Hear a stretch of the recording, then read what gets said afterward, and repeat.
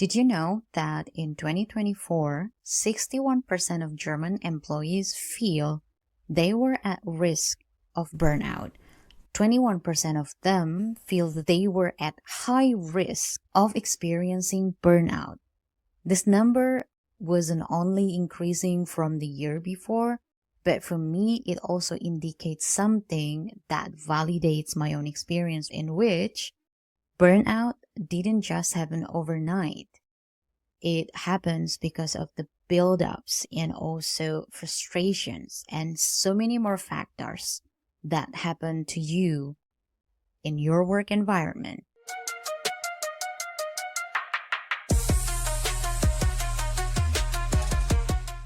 Hi, it's Findri, and this is my burnout stories. Before I start to tell my own burnout story, I just want to be clear that the purpose of making this video is not to blame anyone. This is my own story. It happened to me. What I felt was valid, and this was how it happened from my own perspective. So I understand if everyone has different perspective, but I want you to be respectful because this is exactly the thing that is not easy to talk about, even though I am already recovered and it was already like 2 years ago. Like I said, burnout didn't just happen overnight. And for me, I experienced that period of accumulation of stress and all the buildups due to work-related problems between end of 2021 to beginning of 2023. And for me, it was about work. I'm trying to make this as easy as possible for me to tell the story to you. I just want you to know it's not easy, and I'm not really good at camera, so hang in there, and I'm sorry with the bad cutting or whatever it is. Just to give you a bit of context, I was a visual designer. I work for a travel tech company, which during the pandemic, travel was basically dead because nobody was traveling. So, of course, the pandemic impacted the company a lot. And during the pandemic itself, I was on short-time work 50%. So in Germany, they had what they called a Kurzarbeit time, in which your employer reduced your working hours. And for me, I was still lucky to even still have the job because many of my designer friends, they didn't make it. Luckily, I was one of the designers who actually had the traditional graphic design background. So I was still useful in a different department, and usually in the tech company or like in a startup tech company, the design team was either part of the product team or the marketing team. It happened in my then company. The design team was actually an independent department with its own leadership in C-level. So before the pandemic, we were some sort of like independent department, and my work was in between marketing department, product department, and also some other business function. I was someone who is juggling around because that's the job. So we kind of positioned the design team as a support team, but our core team was the design team as an independent department. Sadly, during the pandemic, the company had so many changes, including putting me on 50% of work, and my main job was not in the marketing department, but more in the product department. Even though the company didn't do any marketing initiatives, we still did so many work in the background of creating the best technology possible for travelers. So that's basically the idea.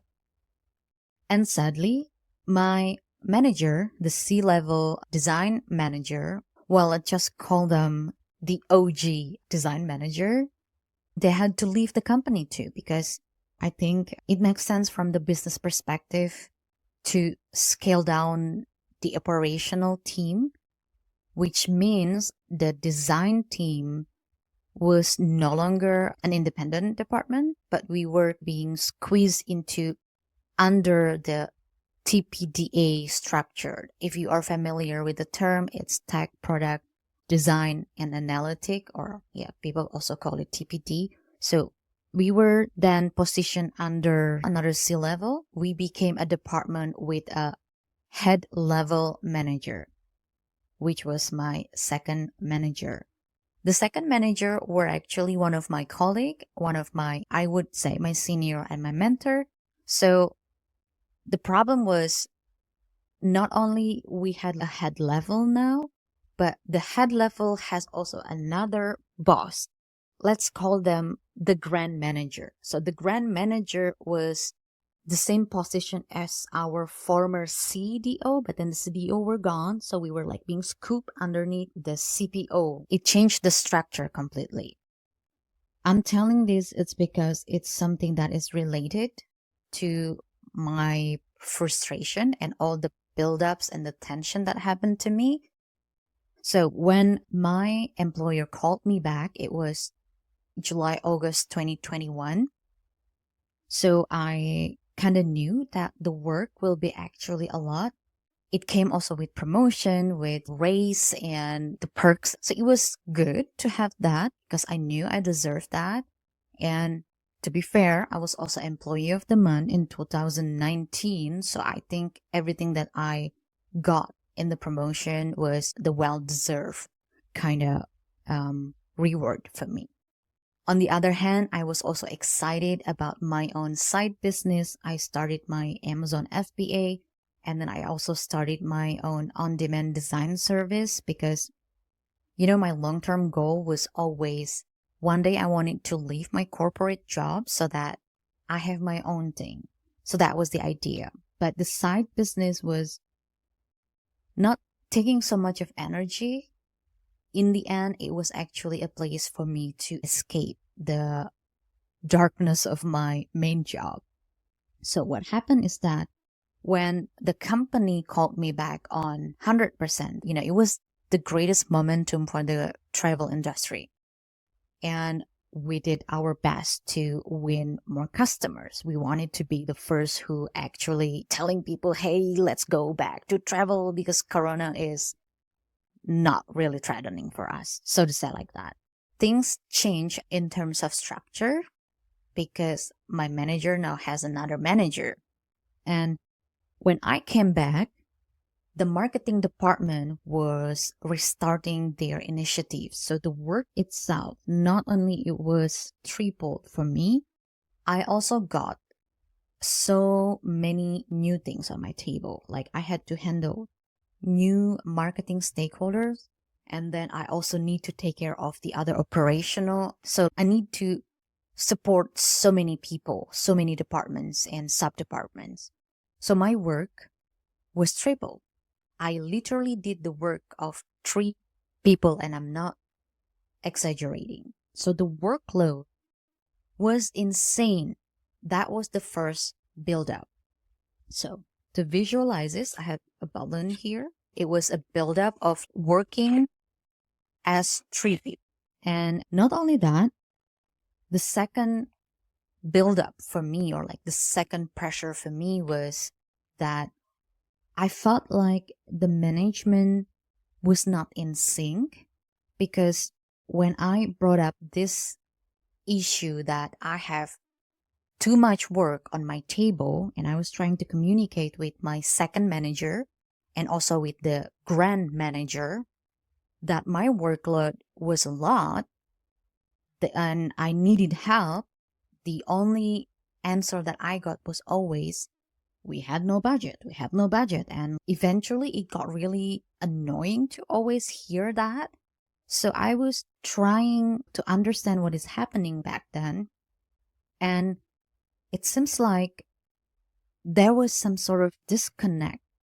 I felt like because of the design department was used to be an independent service team who understand everyone's needs and capacity. So we were able to allocate our own budget or even lend the budget of other departments because yes, it's our team, but the work itself is in another team. So there were no, I would say that was some sort of like nobody really helped me. even though I already said my concern and I asked for help, that my work was a lot, and the answer was still always about the budget. So, like hearing no budget and no budget again, it adds another layer of frustration, of my frustration. Sorry. Yeah. Okay. Two layers of frustration, right? This no budget was always the excuse, and I was trying to do my best on solving the problem by reaching out to this different department, because theoretically I was under the TPDA budget, but then my work was under the marketing department, and then I also support other business function. So I spoke to the marketing leadership and giving them some context that I cannot take any more work. It was a lot for me, and the marketing department told me that they can actually allocate the budget for us if we want. So based on that information, I took it to my second manager and then also the grant manager about this. For some reason, I felt like my voice was not being listened, but it was being seen as something of like, oh, it's your fault that you didn't say no enough, and that the marketing department didn't plan enough. And I had the feeling it was some sort of blame game after no budget. And now is that basically the grand manager told me that it was my fault that I didn't say no enough to the marketing department. But the thing is, we all knew it was the momentum for the marketing department to speed up. That's why they hired so many people and it impacted my workload.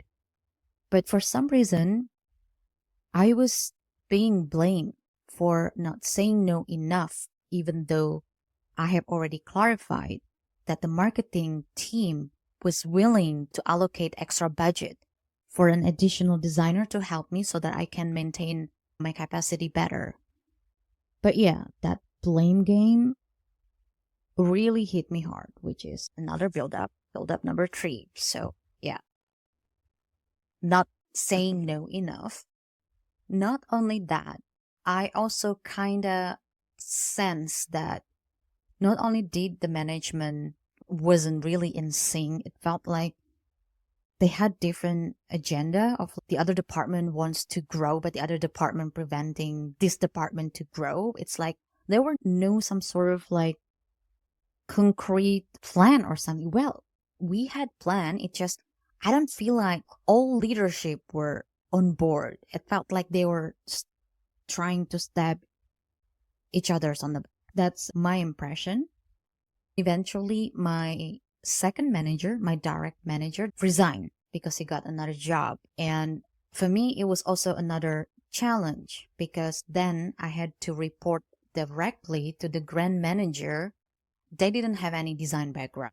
It's okay if a leader don't understand the person job desk, but a position as a leadership is to listen. And I already communicated enough about my problem and I was asking for help and a solution. The grand manager itself, they were someone that I really look up. I really respect them. I didn't really have any interaction for like work interaction because my work, like I said, mostly in the marketing department, but sometimes I did have like something in the product department and sometimes like I had squads in the TPDAs, but my work after Corona was focused on supporting the marketing department. For me, after since I got like multiple times of no budget answer and also being blamed, and then my manager, my direct manager were gone, it added another layer of frustration for me. It added another frustration. Since my second design manager resigned, we needed to find a replacement because the grand manager is the leadership position. It was just their temporary solution of I reported directly to them, but then ideally there should be another head of design level of manager that could manage me and my other designer peers directly. And this is something that adds to the frustration. Not, in fact, there is a new manager, but the process. So here is the thing. If you're familiar with the tech and the startup scene, usually when hiring people, usually the team got involved too. And that was the case. So since we were looking for my manager, my design manager, my third manager, I was involved in the hiring process. And one of my design peer, my colleague, they recommended their former boss, basically. I really like the candidate. I didn't have like anything against them. I felt like they are cool, but as someone who has already too many baggage, so to say, and also knew how the company is pacing. So I had some doubts. It was more about technical skills. I communicated this concern with the grand manager in hope that I just want to be heard because I was the team member. But other than that, I think the candidate is great. So that was my point. However, the grand manager decided to hire the new manager without even clarifying that what I was expecting from a management level was that I want to be heard and that the manager would say, hey, your concern is already clarified. So I decided to give feedback about the hiring process. I just want to clarify that I wish you could have heard me and validate that, hey, I hear you. That's it. That was my intention to brought that up. However, the conversation didn't go well. The grand manager, for some reason, felt very intimidating by me, probably. Maybe it was the way I speak, or maybe the way, I don't know. It could be because many people felt intimidated by me, but it was not my intention. And if someone in a leadership role, you will take your minions' feedback, whatever it is, as good or bad. It's a feedback. Okay, so I was just a minion telling the feedback of how I observed things and what I felt and what I expected. However, the grand manager reacted unexpectedly, I would say. I was very surprised and I was very disappointed in a way, but also was very shocked that someone in that position can act as if they were intimidated and to a point where they hung up on me. And that very point made me felt like not only did I feel that I wasn't being heard, it was confirming that my voice didn't matter. And whether the way I expressed my feedback was maybe it was bad or whatever it is, a feedback is a feedback because my concern were valid. It was about the position. It was about something that is impacting the team. So that was another shock for me.